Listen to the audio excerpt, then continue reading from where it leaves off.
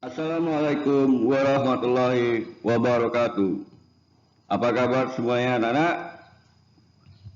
Mudah-mudahan ya semoga kalian dalam keadaan sehat selalu. Baiklah anak-anak, hari ini kita lanjut perjumpaan kita ya.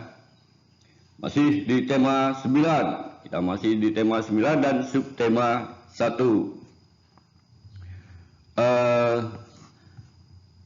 Sebelum kita belajar, ya langkah baiknya kita membaca doa.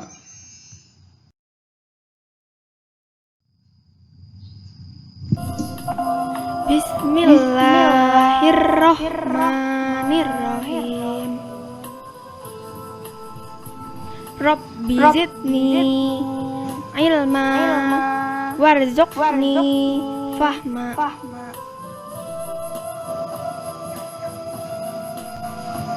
Artinya, Ya Allah, tambahkanlah aku ilmu dan berilah aku rezeki akan kepahaman. Amin.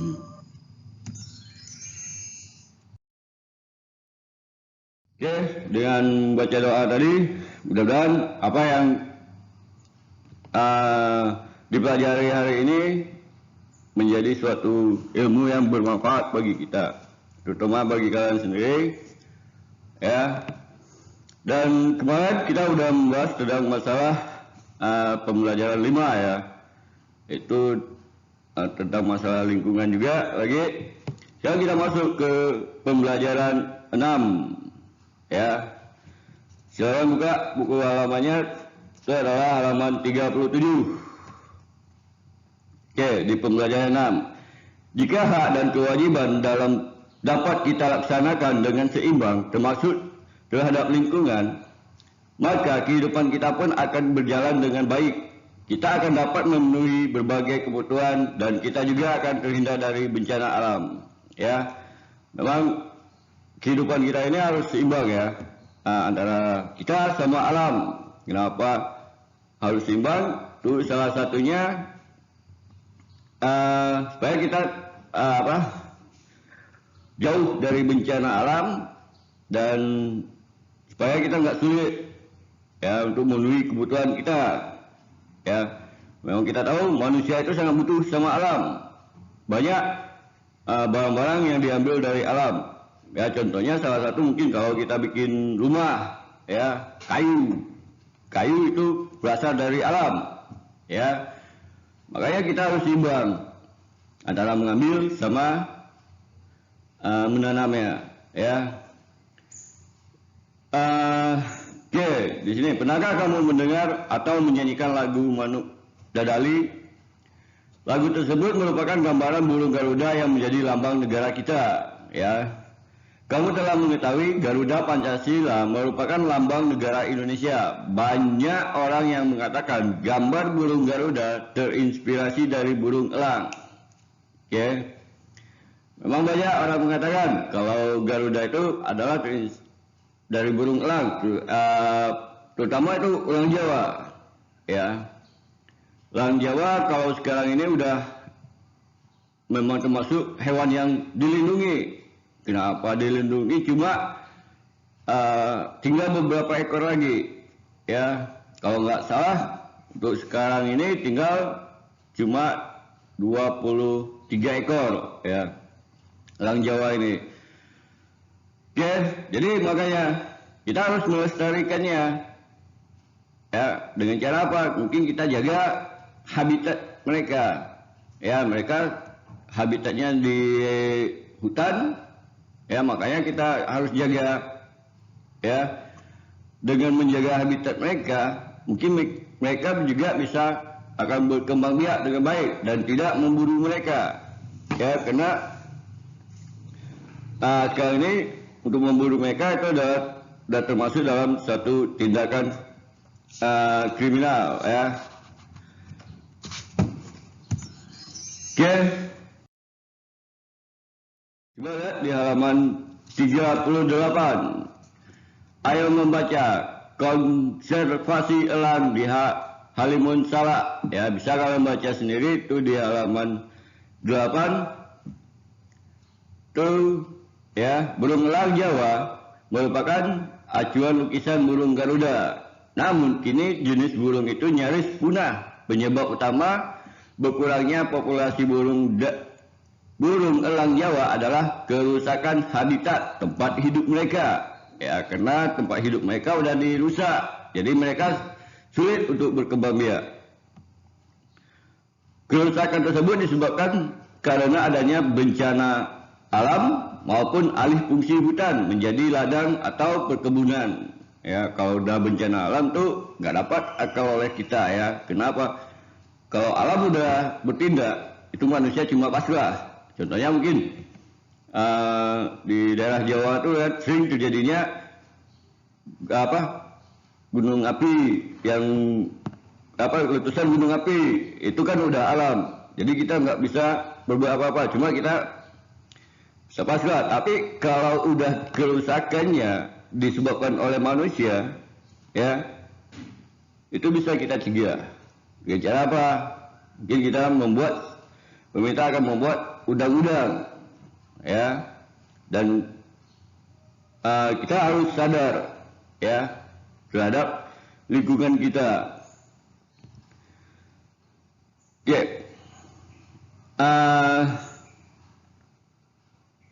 Jadi oleh karena itu Indonesia berupaya melakukan usaha pelestariannya, salah satunya di Taman Nasional Gunung Salak. Namun usaha itu juga tidak mudah dilakukan. Penyebabnya yaitu minimnya perhatian dan dukungan pembiayaan untuk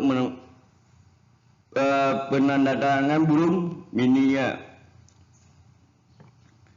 Misalnya Indonesia masih memakai metode lama, yaitu dengan memasang semacam bendera kuning di sayap, ya, dengan apa? Mungkin dengan bendera kuning bahwa ini adalah hewan yang dilindungi, ya. Tapi kalau di negara maju itu udah banyak, dengan cara mungkin mereka menaruhkan kamera kecil, ya, di hewan yang dilindunginya. Jadi kalau dia diburu atau di apa orang, kita bisa tahu, ya. Oke. Setelah kamu baca bacaan tersebut, ini ada sedikit tugas, ya. Itu tugas bahasa Indonesia atau bertanyalah kepada orang yang kamu anggap mengetahui. Jadi kamu mencari kata-kata yang sulit, ya, kata yang baru kalian dengar, yang baru kalian tahu tapi nggak tahu artinya. Jadi bisa kalian cari, ya, kalau ada kamus bahasa Indonesianya bisa kalian cari di kamus bahasa Indonesianya.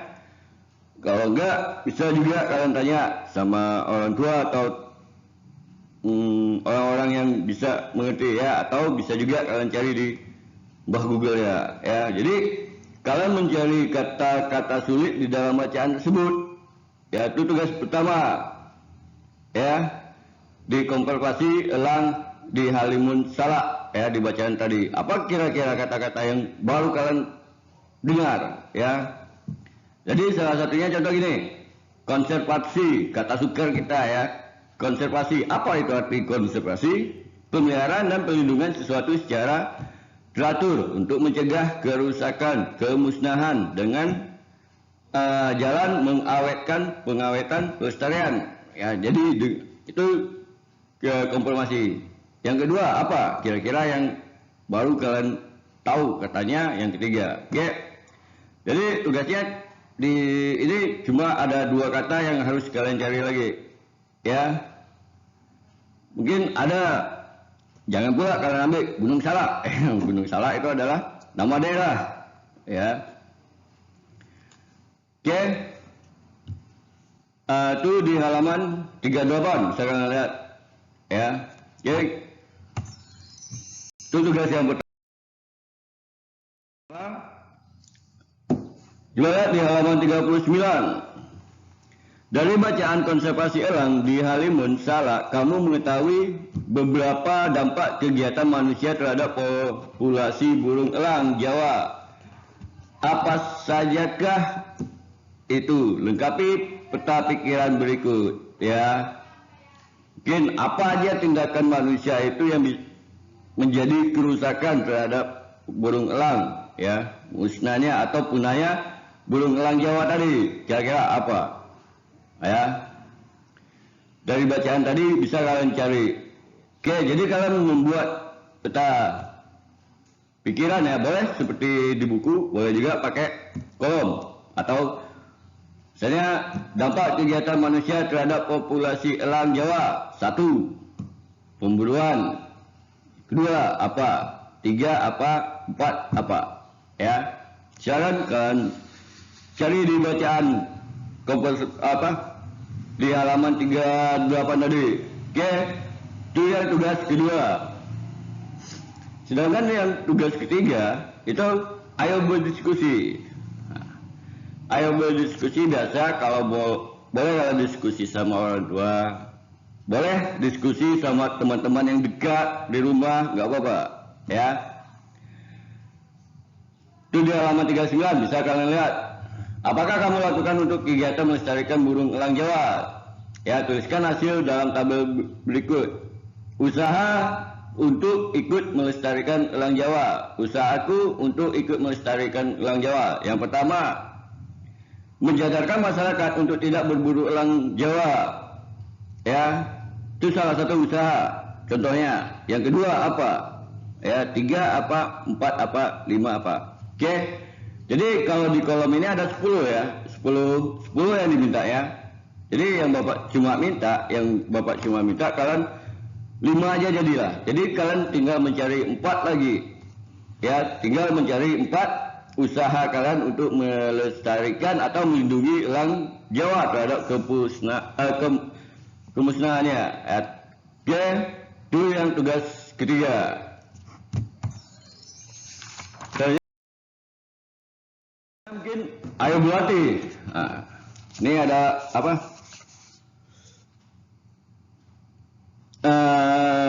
Ayo buati ya, di halaman 40 itu kita tinggalkan aja ya. Seperti yang telah kamu ketahui, konservasi merupakan pemeliharaan makhluk hidup seperti hewan dan tumbuhan dan lingkungan seperti air, tanah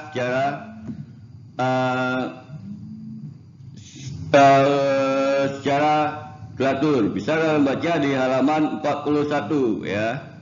Di halaman 41 bisa kalian baca ya.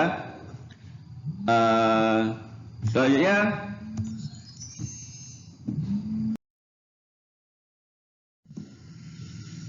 ayo bernyanyi. Salah satu lagu daerah yang menggambarkan jenis keragaman tanaman di Indonesia adalah lagu Bunga Jompo yang berasal dari Aceh ya. Oke, kita akan coba nyanyikan sama-sama dan Bapak harap kalian bisa menghafal lagu Bunga Jompo tersebut. Oke, sama-sama ya, sambil diikuti.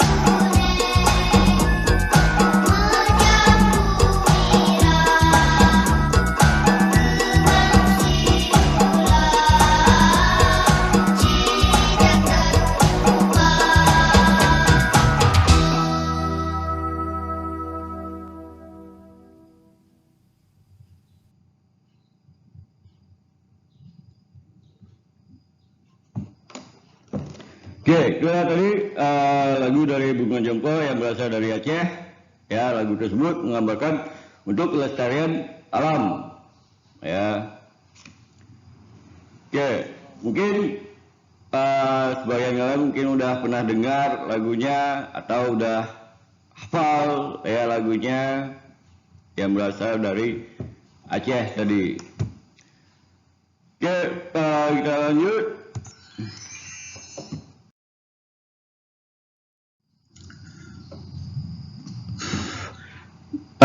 Beberapa lagu dari Aceh tadi ya bisa kalian pelajari dan bisa kalian hafal ya. Jadi mudah-mudahan dengan kita menghafal lagu tadi kita bisa sadar terhadap yang namanya pelestarian alam ya. Ayah membaca. Saat asyik bernyanyi, ayah Benny diam-diam memperhatikan dan mendengarkannya. Ketika selesai bernyanyi, ayah bertepuk tangan. Oke. Jadi kalau Bapak Arab kalian bisa menyanyikannya. Ya, karena itu adalah salah satu lagu nasional kita. Oke, bisa kalian baca tuh dialog antara ayah sama Benny ya. Oke, di situ bisa kalian lihat ayahnya menjelaskan tentang bisa kalian baca ayahnya menjelaskan tentang bunga jompo tersebut ya. Bunga jompo itu adalah bunga cempaka. Bunga cempaka terkenal di Aceh. Bunga terlebih indah sekali. Jadi bunga cempaka itu bunga yang terkenal di Aceh dan sangat-sangat indah. Salah satu bunga ciri khas dari negeri Aceh atau negeri Darussalam ya. Oke, bisa kalian baca sendiri antara ayah sama Benny tadi berdialog ya. Jadi di setiap negara atau daerah itu ada bunga-bunga atau tanaman khas mereka ya. Ya mungkin contohnya di Indonesia ada melati. Melati itu adalah ciri khas dari bunga atau tanaman hias Indonesia seperti anggrek ya. Banyak, cuma yang paling menonjol itu adalah melati. Kenapa melati itu cuma ada di Indonesia? Jadi setiap negara itu mempunyai berbagai jenis tanaman yang menjadi ciri khas mereka ya. Makanya kita sebagai manusia itu harus melestarikannya, terutama itu bunga melati. Melati itu banyak ya jenisnya, ada melati mikro, ada sekarang yang paling banyak itu orang jual itu adalah melati mikro, ada melati mahkota ya. Yang paling harum itu adalah melati mahkota atau orang-orang kita bilang, kalau orang kita bilang katanya bunga Cina ya. Oke, kalau di daerah ini Bapak lihat tuh nggak jauh dari sekolah kita tuh ada, tadi rumah siapa tuh lupa Pak, ada Bapak lihat melati apa ya, melati mahkotanya ya. Oke,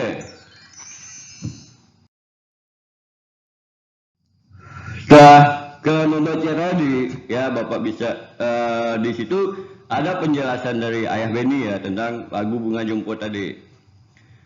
Oke, salah satu aktivitas manusia yang menunjukkan adanya keterikatan dengan kondisi geografis di lingkungan adalah menentukan bunga nasional. Bunga nasional setiap negara berbeda-beda.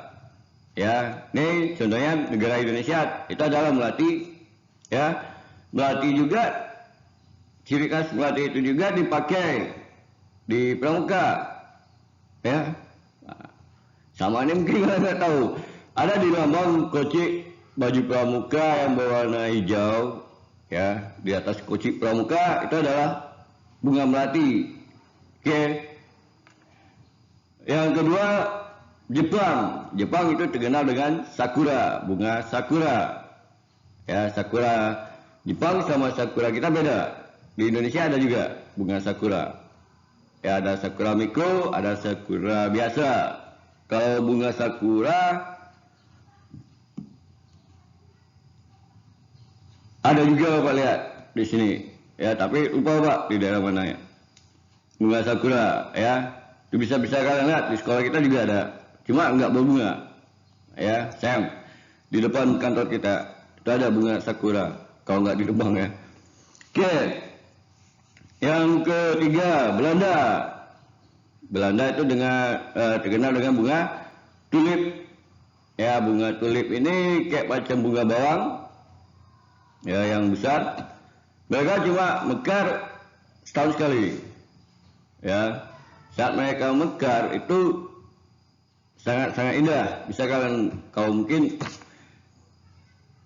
ada kesempatan atau ada waktu, mungkin ada peluang ke Belanda, silakan di Taman Belanda itu ada bunga-bunga tulip ya. Oke.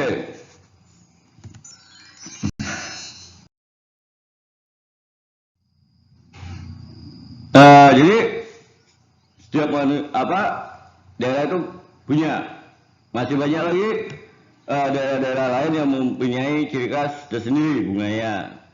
Ya, di sini hanya berdiskusi konservasi terhadap flora dan fauna. Itu flora adalah apa? Fauna apa? Ya, flora adalah tumbuhan, sedangkan fauna adalah hewan. Oke. Merupakan salah satu contoh perwujudan pelaksanaan hak dan kewajiban manusia terhadap lingkungan. Bersama kelompokmu, boleh secara kelompok kalau ada yang dekat di rumah, ya, yang dekat-dekat di rumah boleh. Kalau enggak, boleh kalian tanya sama kakak, abang atau orang tua ya. Bentuk-bentuk pelaksanaan hak dan kewajiban sebagai warga negara terhadap lingkungan alam. Yang pertama, yang kalian harus buat, ya, kewajiban manusia terhadap hutan. Apa aja kewajiban manusia terhadap hutan? Yang contohnya adalah reboisasi atau menanam pohon di hutan atau tanam yang gersang atau gundul. Hutan yang udah gundul ditanam lagi, itu yang namanya reboisasi, penanaman ulang, ya. Itu kewajiban kita. Oke. Yang selanjutnya itu kewajiban manusia terhadap pohon. Ya, yang pertama tadi terhadap hutan, ini terhadap pohon. Apa kewajibannya? Salah satu contohnya menanam pohon di sekitar pekarangan, ya, terutama di pekarangan rumah kita. Kalau bisa ada pohon-pohon untuk berteduh, ya, supaya kita bisa nyantai. Kalau ada pohon besar kan enak. Bikin bangku di bawahnya, bisa kita nyantai sama orang tua kita, ya, sambil duduk sore. Oke. Salah satunya, ya, menanam pohon di sekitar pekarangan rumah. Kalau di rumah Bapak cuma bonsai. Ya, pohon bonsai yang banyak. Bapak kecil kan. Oke. Yang ketiga, kewajiban manusia terhadap sungai. Apa kewajiban kita terhadap sungai? Ya, terutama mungkin kalau kita di daerah dekat di daerah Sungai Siak. Ya, apa kewajiban kita? Oke, salah satu contoh, tidak membuang sampah ke sungai. Ya, dengan tidak membuang sampah ke sungai berarti kita udah menjaga sungai tersebut dari pencemaran sampah. Oke, apa lagi kewajiban kita terhadap sungai? Ya, mumpung kita dekat dengan Sungai Siak, kira-kira apa kewajiban kita terhadap sungai? Melestarikan ekosistem yang ada di Sungai Siak, ya. Kalau dulu mungkin pernah Bapak tanya-tanya sama orang tua sini kan, dulu kalau mencari udang galah itu sangat gampang, mencari ikan yang besar itu sangat gampang di Sungai Siak ini, ya. Kalau sekarang enggak, ya mungkin karena itu ulah tangan manusia dengan membuang sampah ke sungai, mungkin habitat mereka menjadi terganggu. Ya, apalagi ya banyak kewajiban kita untuk menjaga ekosistem yang ada di sungai, terutama di Sungai Siak, ya. Oke, yang keempat, kewajiban manusia terhadap hewan yang terancam punah. Kira-kira apa kewajiban kita. Ya, contohnya salah satu tidak melakukan perburuan, ya, dengan tidak melakukan perburuan, otomatis hewan ya akan merasa nyaman dan tidak akan punah. Ya, oke. Banyak hal-hal yang bisa kita lakukan. Kewajiban kita terhadap alam ini ya, terhadap hutan, pohon, sungai, ya, hewan-hewan yang terancam punah. Ya, salah satunya contoh tadi adalah alam Jawa, itu udah terancam punah. Ya, banyak hewan-hewan yang ada di Indonesia ini yang termasuk hewan dilindungi. Kalau di Sumatera contohnya gajah Sumatera, ya, harimau Sumatera itu dilindungi. Ya, mereka banyak diburu, kayak macam gajah diburu cuma diambil gadingnya aja. Kasihan kan? Mereka ditembak, udah ditembak, mati, ambil gading. Ya, itu yang dibutuhkan oleh manusia untuk memburu hewan tersebut. Kasihan, bangkai berapa besar gajah itu ya, kalau udah bangkainya gimana baunya. Makanya gajah Sumatera itu termasuk gajah yang dilindungi. Ya, alhamdulillah di daerah kita ada konservasi gajah Sumatera, itu di daerah khususnya di Kabupaten Siak itu daerah Minas, ya ada. Oke. Di situ ada pelatihan gajah juga di Minas itu, ya. Dan banyak hal-hal yang telah dilakukan oleh pemerintah untuk menjaga yang namanya kelestarian, ya. Contohnya mungkin di daerah Kalimantan itu ada nama komunitas Kluing. Ya, komunitas Kluing ini itu dia melestarikan yang namanya orang hutan. Dianggap di Kalimantan itu orang hutan adalah hama. Padahal enggak. Padahal orang hutan itu adalah ciri khas dari daerah tersebut, Kalimantan tersebut, ya. Itu ciri khas mereka, orang hutan. Padahal hewan ciri khas. Malah mereka diburu, ya, karena mereka dianggap hama. Kenapa? Orang sana udah mulai menebang hutan dan menanam digantinya sama sawit. Ya. Mungkin kalian mendengar berita dulu nggak? Dulu mungkin kalian mendengar berita kalau di Kalimantan udah terjadi banjir. Ya, nggak pernah. Ya, selama ini nggak pernah di Kalimantan terjadi banjir. Kenapa bisa? Itu akibat ulah dari manusia. Ya, alhamdulillah ada konservasi Kluing namanya. Itu sayangnya pendiri konservasi Kluing itu bukannya orang kita. Ya, sayangnya itu berasal dari Australia. Ya, pendirinya tuh. Bayangkan, orang luar aja peduli terhadap hewan kita. Pingin dia melindunginya. Ya, orang luar. Ya, kita selaku apa? Gak mungkin kan? Kita yang punya hewan, kita pula yang gak melindungi. Sedangkan orang luar aja peduli terhadap lingkungan kita. Oke? Jadi ini tugasnya. Itu adalah ada 4 tugasnya tadi ya. Oke, misalnya lihat di halaman berapa? 44, 45, dan 46. Oke. Mudah-mudahan pelajaran hari ini bisa bermanfaat bagi kita.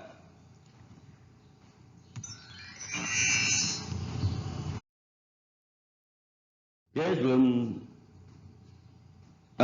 kita menutup pembelajaran hari ini, alangkah baiknya kita membaca doa, ya, sambil dengan khusyuk supaya apa yang kita dapat, apa yang kita pelajari hari ini sebagai menjadi ilmu yang berkah. Bismillahirrahmanirrahim. Allahumma inni istaudi'uka ma'antani faradduhu ilayya inda hajati wala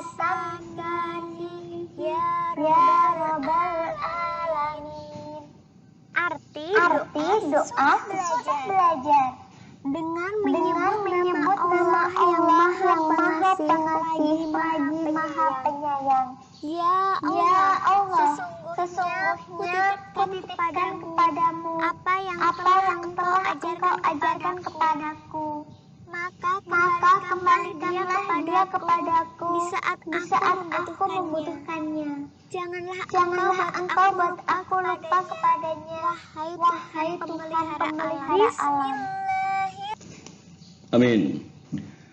Oke, sebelum Bapak tutup, Bapak mengingatkan lagi bahwa tugas kalian di pembelajaran 6 itu ada di halaman 38. Itu mencari kata sulit, ya. Tinggal 2 kata sulit yang kalian cari di halaman 38. Dan di halaman 39, ya, peta pikiran.